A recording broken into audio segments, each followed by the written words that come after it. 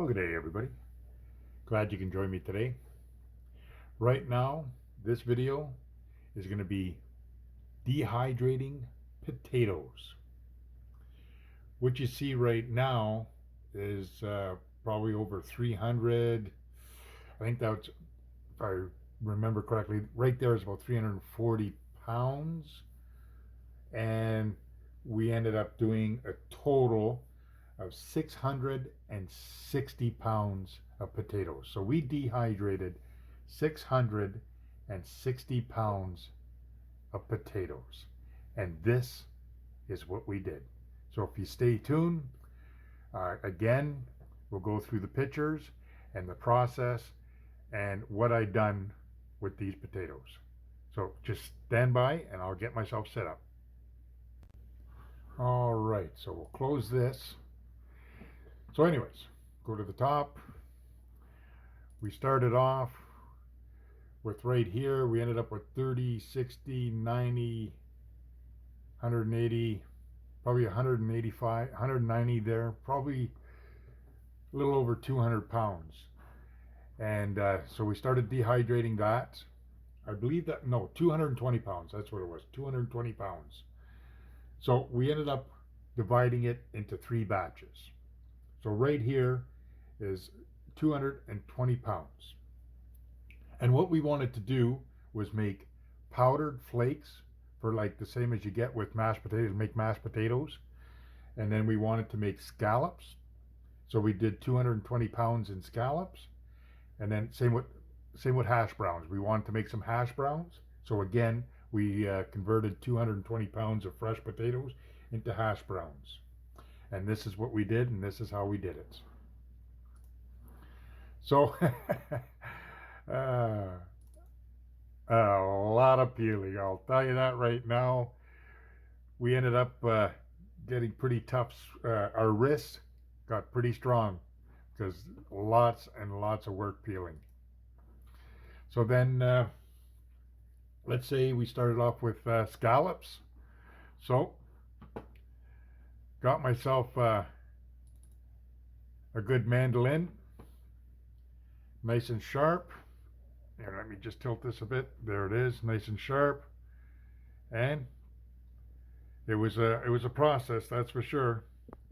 Clean, peel, wash, slice, and dehydrate. So right now, there it is there. We started slicing them all and washing them all. And we did that for 220 pounds of potatoes. So we placed them all on our sheets like this. They're probably, I'm gonna guess, 3/16 of an inch thick. A little bit more than an eighth, not quite a quarter, so probably about 3/16 thick. And I put them right on the wire rack. So we're not using the leathers here. I put them right on the rack. Again, there's a full machine. This is the 6 racks. Now you know why I had to buy a new machine in the other video, because we use our dehydrating machines, that's for sure. They work for us. So we loaded up the machines. There they are, loaded up. So we always got 2 batches ahead of us. So we got 1 in the dehydrator, and then we got 2 batches in water, peeled and washed. That way, when this here comes out of the dehydrator, we put half of this batch back in, and then we start peeling and making another batch. And then once we unload this here again into the next day, then we put a new container here, and we keep it rolling and rolling and rolling. Big assembly line. What do we got here? Okay, they're starting to dehydrate pretty good here. You can see where it's getting a lot of shrinkage, eh? Now you can almost, it's opaque, you can see them. They just look like potato chips. See how they're curling up? So now they look like potato chips. There you go. All right. Where do we go?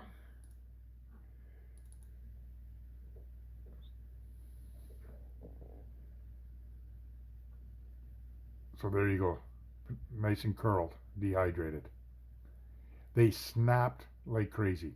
If they bend at all, you got to put it back on for longer. They cannot bend.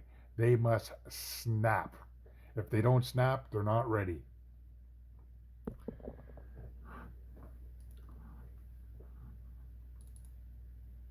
So now we're putting them in a bowl. You can see they look just like potato chips.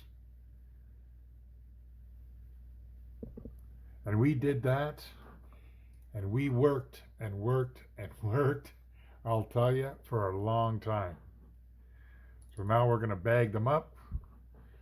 So now we're starting to bag everything up and processing them. Filling up our bags for now, just so that we can weigh them and see what we get. Again, right there, that's a full bag.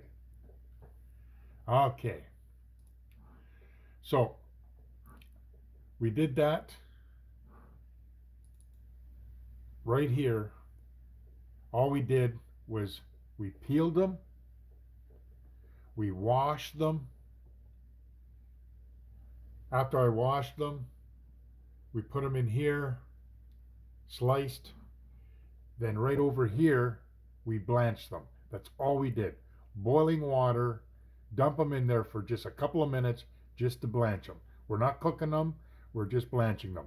Then we put them in cold water afterwards to cool them down to stop the cooking process, and then back in the dehydrator.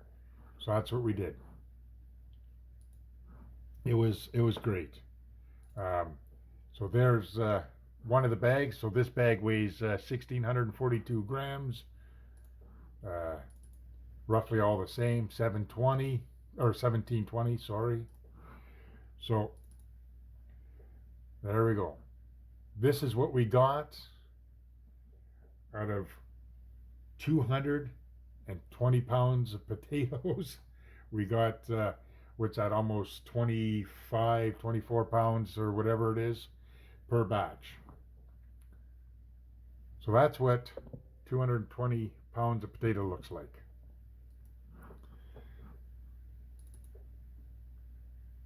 There you go.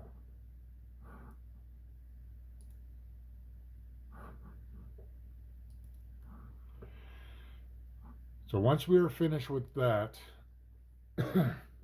we started to make hash browns. So I wanted to make hash browns for like breakfasts, dinners, and suppers, but mostly for stews and soups. That was the smartest thing we did, because when we want to make a potato leek soup or whatever, we just take a couple of handfuls of hash browns, throw them into some boiling water, let them sit there for 10-15 minutes, then take them out of there, put them in our pot of soup, and it is nice. And if I want to have them for breakfast with eggs, or if we're getting a lot of company over and I want to make some hash browns while we're making the toast and while we're making the eggs and bacon and the sausages, I'll take a whole bunch of dehydrated hash browns. Again, I'll just throw them in boiling water, let them sit 10-15 minutes, and as we're cooking, I'll take them out, then I'll start frying them. There's nothing better. Works great. So now that we're finished with the scalloped potatoes, I love scalloped potatoes. We're going to go on, and we decided to start separating our potatoes and grading them, because like 660 pounds, that's a lot of potatoes. We ended up with just under 2 full skids, almost a skid and a half sitting in the kitchen of fresh potatoes. And we made a killing on it. The potatoes were so nice and so fresh that we started to grate, and they would have made good bakers too, like they're very nice potatoes. So to make it easy, we started to weigh them, grade them, and see if there was any rotten potatoes. We lost, from start to finish, 18 pounds of potatoes, we figure. And that's cutting all the brown spots off where they started to grow, or if there was damage. If they were damaged a bit and we didn't like it, we cut it off. So that's basically what we lost. But that's not too bad, I'll tell you, out of 600 and something pounds. Okay, so here we are grading them again per batch. So we already did the one batch of scallops, 220 pounds. So now we're taking 220 pounds and we're going to turn it into hash browns. That didn't take too long before I decided I need something to help me out. So what I did is, instead of cutting them by hand, I went out, and where is it? Right here. So I went out and bought myself a do-it-all machine. You want to make French fries, julienne French fries, regular French fries, or whatever into a big restaurant? Well, I went and bought this machine because there's no way I was going to cube 220 pounds of potatoes by hand, blanch them, and dehydrate them. There was just no way. That would have been a lot of work. So I went and bought the machine itself. There's the different size holes. This here one on this side here is for making small julienne French fries, and over here is the regular French fries. So I put it all together. There it is, starting to put it together. There it is, all together. That's a nice machine. Throw in your potato here, squeeze down the handle, everything comes out here. And this here's got a pusher block, so it just pushes her right through. So that's what we ended up doing. And there's a side view there of the machine. You could put two big size potatoes in there, or whatever, doesn't matter, whatever you could put in there, and then you just push her through. So on this side here, I'll put a big cookie tray, and as I'm pushing them through, they'll just fill up the cookie tray, and then we'll carry on from there. So now I'm making the hash browns. This was a good investment, that's for sure. So what do you got here? I'll rotate that to the left. All right. So now we're getting ourselves ready.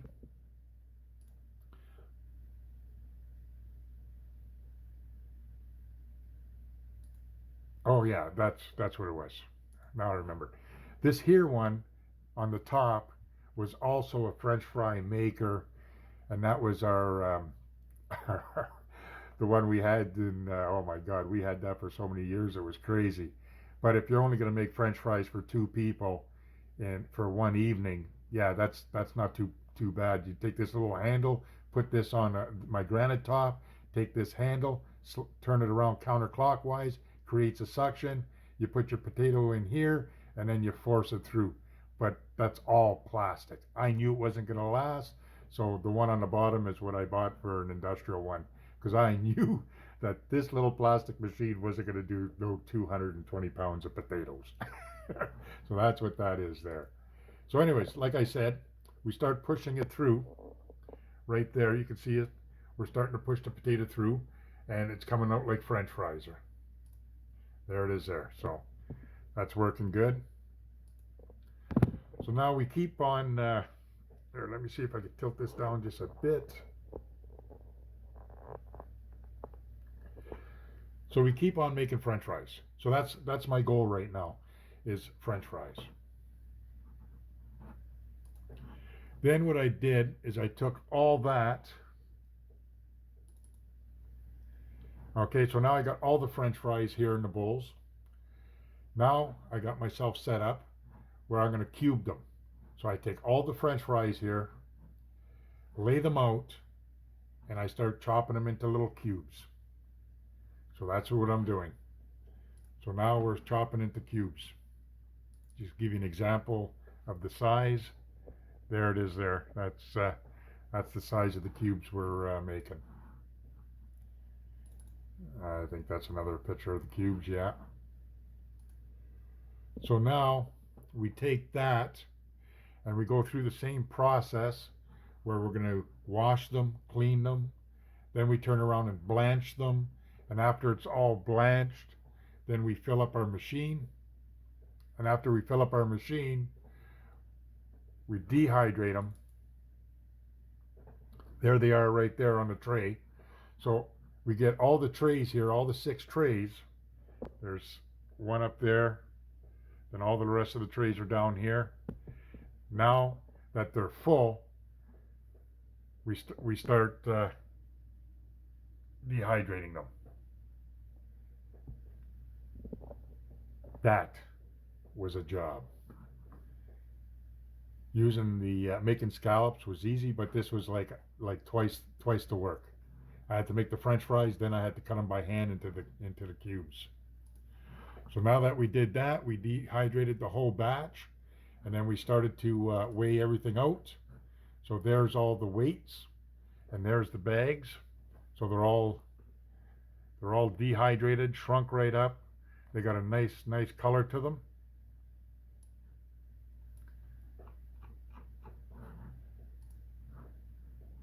Again, another batch.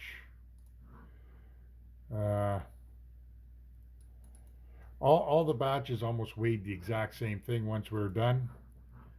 So for that, again, we ended up with dry 20, I'm thinking this was about 23.5 pounds. So out of 220 pounds of potatoes, we ended up with about 23.5 pounds of cubes. And the scallops, just almost 25 pounds for the scallops. So when you start off with 220 pounds, and then that's all you get at the end, you know that there's a lot of water in potatoes, that's for sure. I was totally blown away on how much water was in potatoes. So now it's time to make powdered flakes. So we wanted to make all the powdered flakes because it's so quick, so easy. It's amazing how easy it is.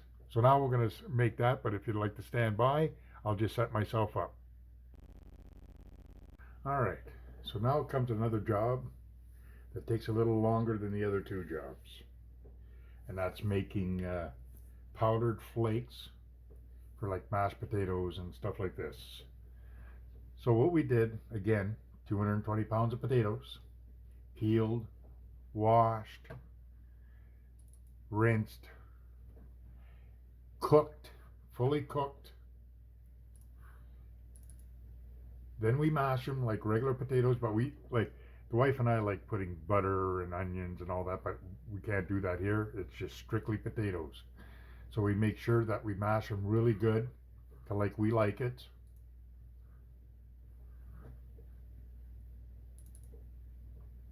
There it is in the bowl. So then we let it cool down so that we can handle it. So there's our mashed potatoes. All right. So now we got to do that to 220 pounds.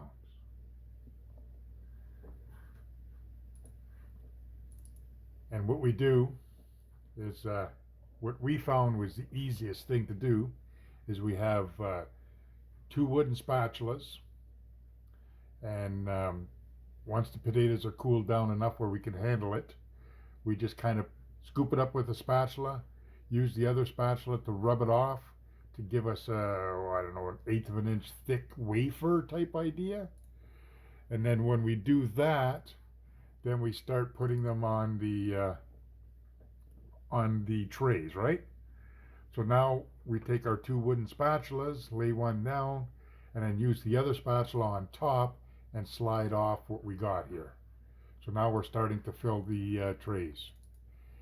This was the best way we found at the time. So that's our mashed potatoes. and it's thin, almost like the thickness of our scallops type idea when we were doing that. But this is fully cooked and mashed. So then once that's done, we started to fill our machine. So there's all the trays full again. Again, we start to dehydrate. So all three process, okay? Making the scallops, making the hash browns, and also making the potato flakes, the powdered flakes. We have the machine set for 140 degrees Fahrenheit. And I'm telling you, it takes 22.5 hours to 24 hours, depending on the type of day we have. Because if we're getting a lot of humidity in the air, if it's raining out or whatever, the outside temperature really makes a difference and takes effect in the inside of our kitchen dehydrating.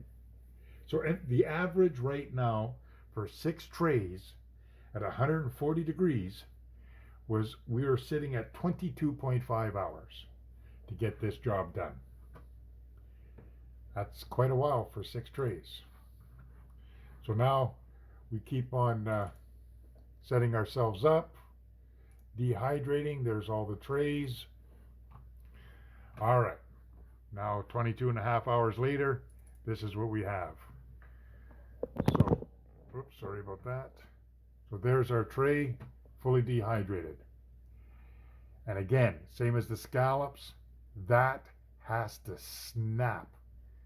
If it does not snap and if it bends like rubber, it's not done. You gotta test every piece.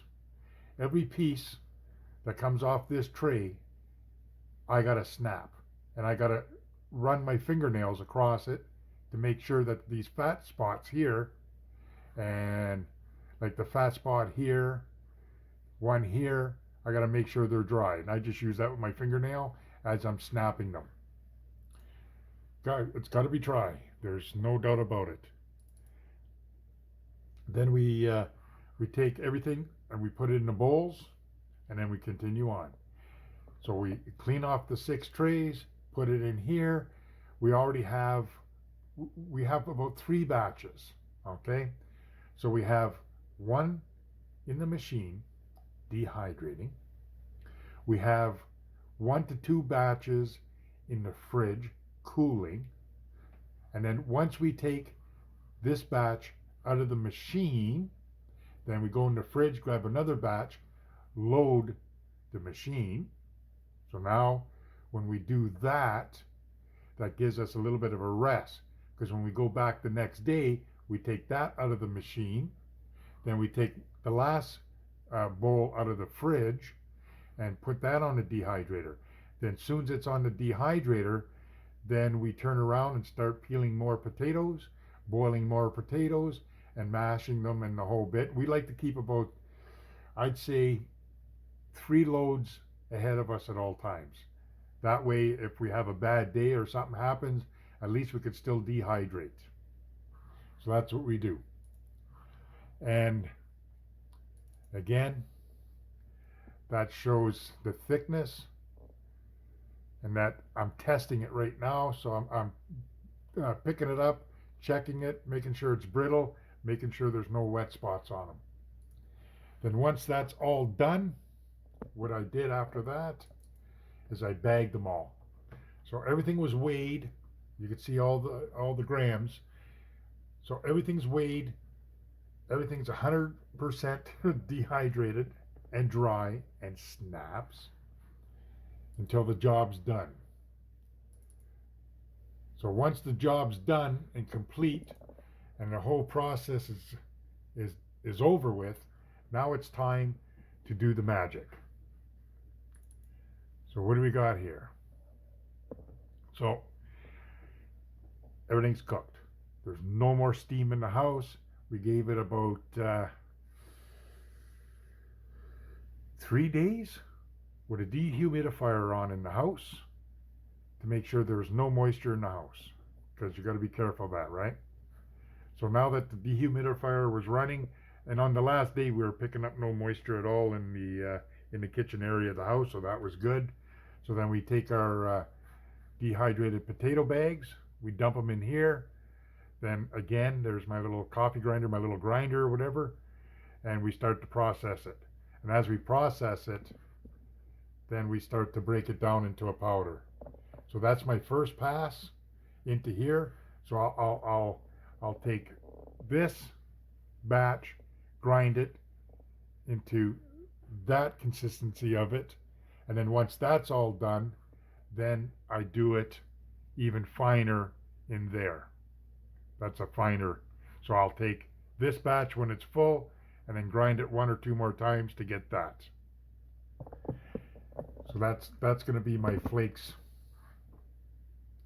So I did that for 220 pounds of potatoes, dehydrated, like I said, 20 something pounds, 23, 24 pounds, or whatever it was. And then we started to do all the grinding. Again, let me see what do we got here. Okay, that's just me breaking it down and doing the first grind. Then we take that and make it a little bit finer. And then after we do that, then we turn it into a fine powder. And there's the fine powder. So this here was 1 bag. So here's 3 more bags. And this little bowl was one of these bags turned into a powder, just to give you an idea. Okay. Then once we were done with that, there it is there. That's broken down powder right there. So we ended up with a few bags of this. And then after we were done, what do we got here? So there it is. That's all done. Now I'm just starting to weigh it. Then after it was weighed and measured, I took measurements and weights and times of everything. So now we have just completed dehydrating 660 pounds of potatoes, 220 pounds of hash browns, 220 pounds of scallops, and 220 pounds of powdered flakes. So, how long do you think that took? 6 trays, 22.5 hours. The machine did not stop running whatsoever. This machine, once we plugged it in and we started dehydrating the potatoes, it did not stop until the job was done. Again, like I said, I burnt the fan out of this not too long after, but this machine ran for 53 days non-stop. This machine was plugged in and ran for 53 days. We'd run this, I'll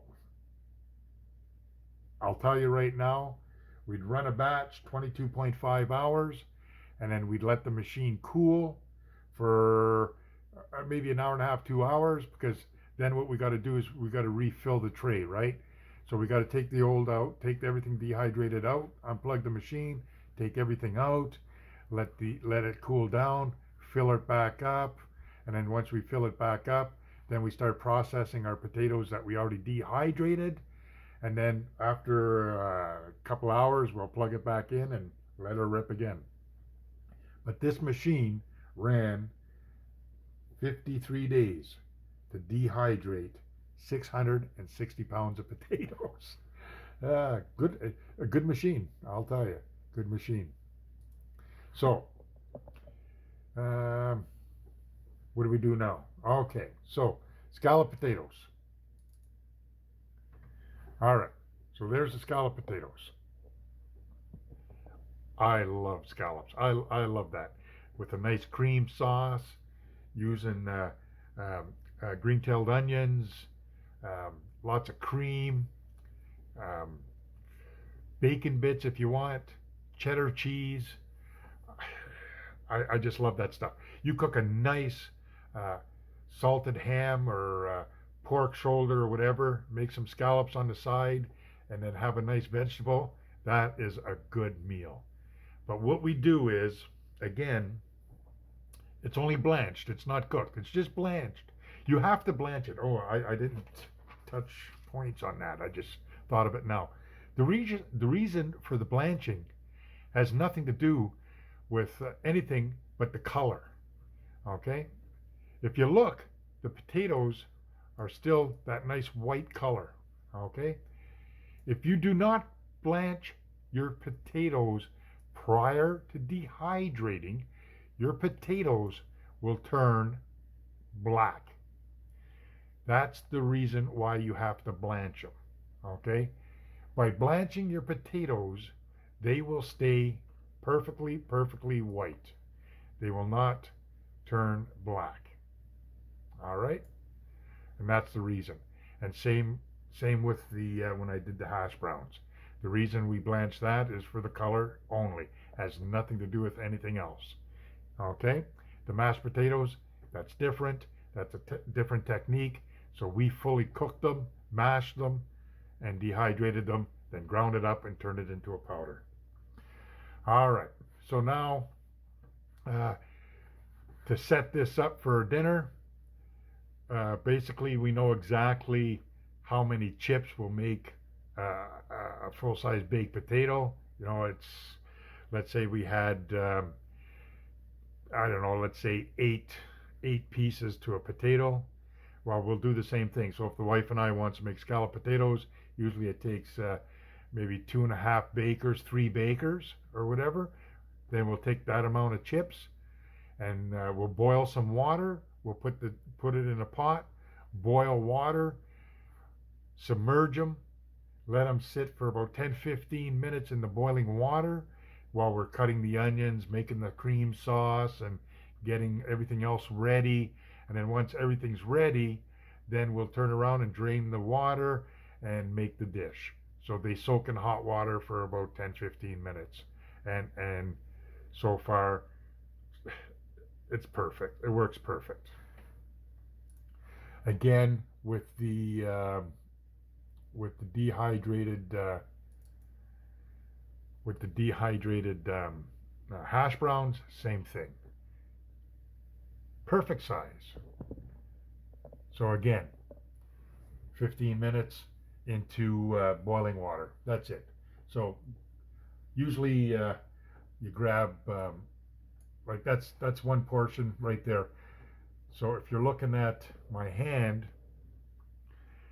that's a lot of potatoes right there. So if you're going to have bacon and eggs and some home fries or something like that, that's basically all you need right there. So for a big eater, yeah, that's good. Maybe someone that's not as big as an eater will take a half a handful. So if I got 4 people coming over, I'll just have 3 little handfuls like that with a couple eggs and bacon or sausage, and that works out perfect. We're making a stew, beef stew, chicken stew. If we're making soups or cream of leek and potato and bacon, or no matter what we're making, same thing. We'll have all our vegetables cut. We'll have all the meats ready. Then we'll take a couple of handfuls of our potato in boiling water. Once they sit again for about 10 minutes, then we'll throw that into the soup. Then we'll throw that into the stews. And does it ever give a nice flavor? So that's what we do there. Going back to the bottom. Okay.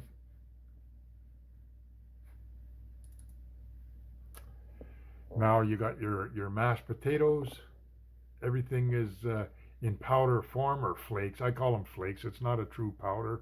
Here, let me get a different picture here.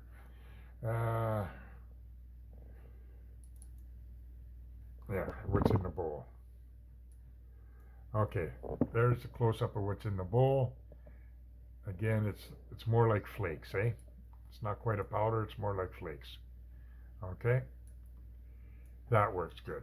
So, now we're going to make, for the wife and I, We're going to make a nice T-bone steak or something like that. Not at today's prices. A lot of deer, a lot of moose. But any protein we have, we're going to have mashed potatoes, and then we're going to have our sides, which is a salad and veggie.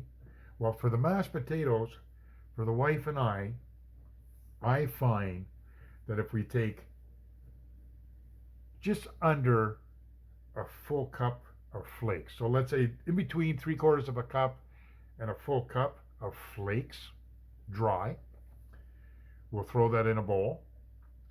Then in a pot, I will take 2 cups of water,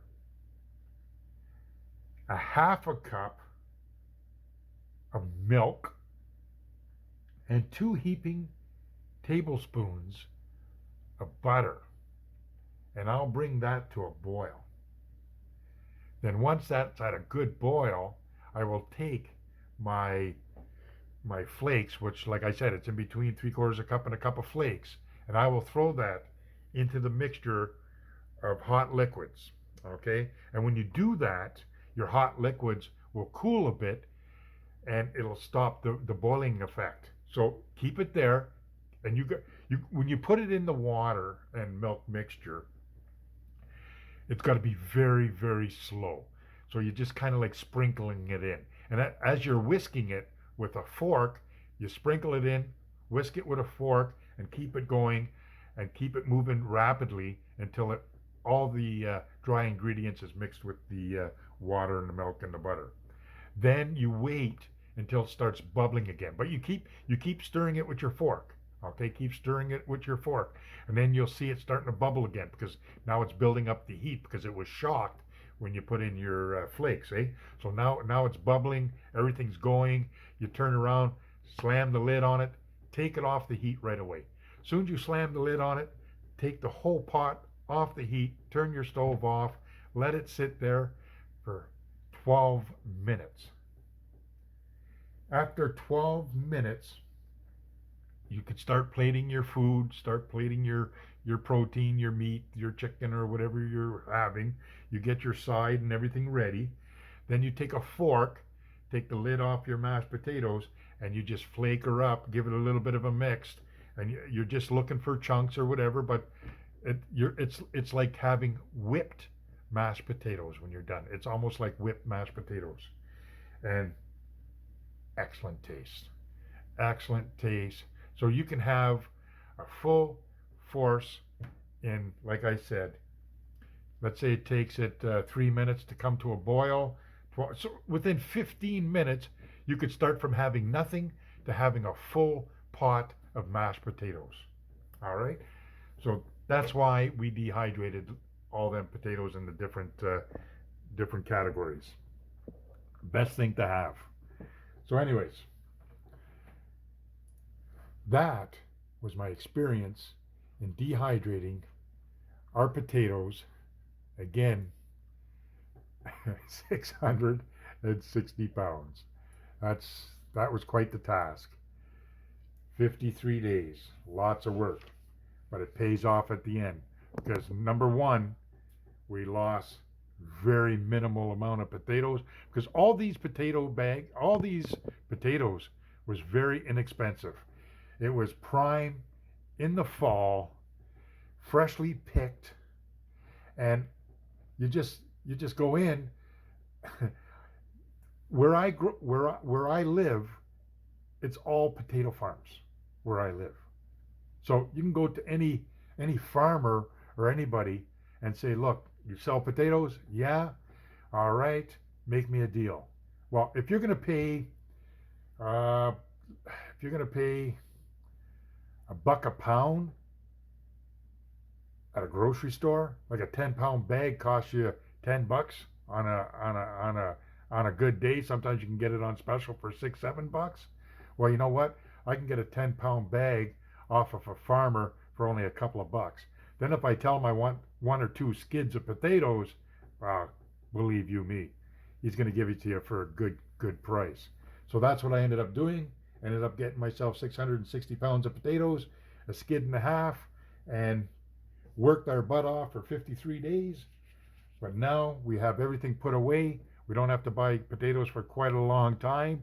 And when we have company, it's very easy to make a stew, make a soup, make scallops, make hash browns with the breakfast, and it works out great. So, anyways, try dehydrating. You get addicted to it after a while, but it saves you a lot of money, and it saves you a lot of time in the future. All right. So again, thanks for joining me on this, and try to hydrate. Try to get small. I started off with my garden. Once we process everything in the garden, I take all my peppers.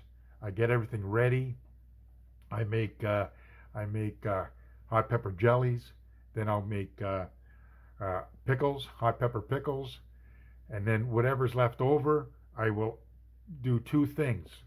I will process them and chop them and cut them, put them on a cookie sheet, freeze it, and then I'll fill the freezer like that.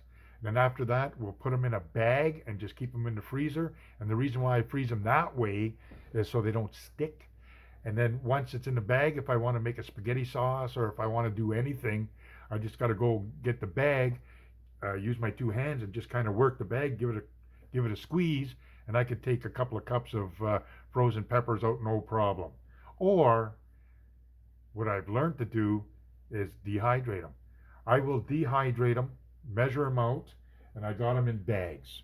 Then after I got them in bags, they're in the cupboard, they're processed, they're packed well, and I know exactly how many grams makes a cup of peppers. And then if I'm making a sauce or if I'm doing anything, I can rehydrate it, and it works great. Carrots, an abundance of carrots in the garden. We don't get rid of anything. We eat until we can't eat no more. The rest gets dehydrated. So if you got a big size garden and you're having a garden every year, start dehydrating. And then your tomatoes, start canning. That's how you're going to save money. That's how you're going to put money back into your account. And we got to start doing that because, I've been doing this, I've been doing this for years and years and years. And people are just starting to talk about it now. And I've been doing this, I've been doing this 15 plus years. And the thing is, you got to wait for the specials. You spend your money on the specials, you save money in the long run. And now that they're talking about food shortages all over the place, well, you know what? You got to start somewhere. So start small now, and then later on you'd be surprised the amount of money you could save by dehydrating your own food. Okay, thanks for joining me. Don't forget to subscribe, give me a thumbs up, hit the bell, and we'll see you on the next time. Bye now.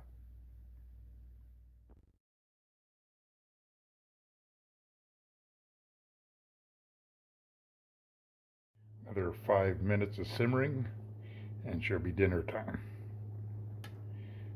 It's nice and thick, nice color.